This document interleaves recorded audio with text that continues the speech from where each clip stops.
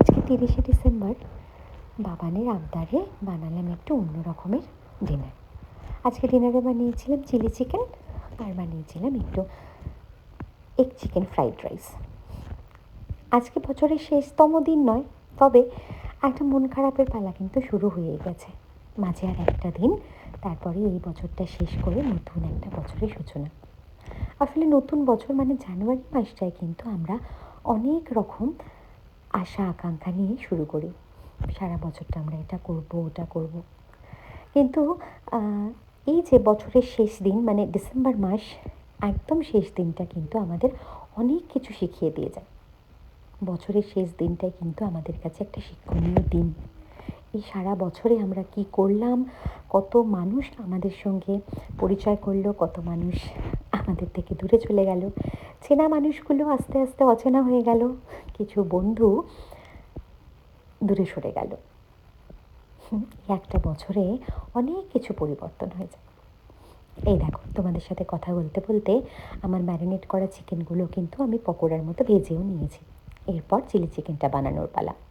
প্রথমেই কড়াইতে সাদা তেল দিয়ে পকোড়াগুলো ভেজে তুলে নিয়েছি, আর ওই তেলেই প্রথমে দিয়ে দিয়েছি একটু রসুন কুচি, তারপর ক্যাপসিকাম আর পেঁয়াজ কুচিগুলো দিয়ে সেগুলোকে কিছুক্ষণ সতে ফ্রাই করে দিয়ে দিয়েছি কয়েক রকমের sauce, chilli sauce, tomato sauce আর সয়া সস একসাথে মিশিয়ে দিয়েছি। তার মধ্যে দিয়েছি একটু গুঁড়ো লঙ্কা। খানিকক্ষণ মিশিয়ে নেড়ে চেড়ে নিয়ে পকোড়াগুলো দিয়ে একটু জল দিয়ে ফুটতে দিয়েছি। ফুটে গেলে একটা বাটিতে 1 বাটি জল আর কর্নফ্লাওয়ার দিয়ে মিশিয়ে নিয়ে ঢেলে বেশ কিছুক্ষণ ফুটতে দিলাম। ব্যাস, আমাদের চিলি চিকেন কিন্তু একদম রেডি। এরপর চলো চট করে আমরা মিক্সড রাইসটাও বানিয়ে নিই। কড়াইতে সাদা তেল আর বাটার একসাথে গরম করে নিয়েছি। এরপর দিয়েছি একটু রসুন কুচি। রসুন কুচিটা একটুখানি ভাজা ভাজা হয়ে যেতে এর মধ্যে দিয়ে দিলাম চিকেনের টুকরোগুলো। আর এই চিকেনের টুকরোগুলো না আমি আগে থেকে একটু লেবুর রস, নুন আর একটু গোলমরিচ মেখে রেখেছিলাম। চিকেনটা বেশ কিছুটা ভাজা ভাজা হয়ে যেতেই এর মধ্যে দিয়ে দিলাম বেশ কিছুটা পেঁয়াজ কুচি।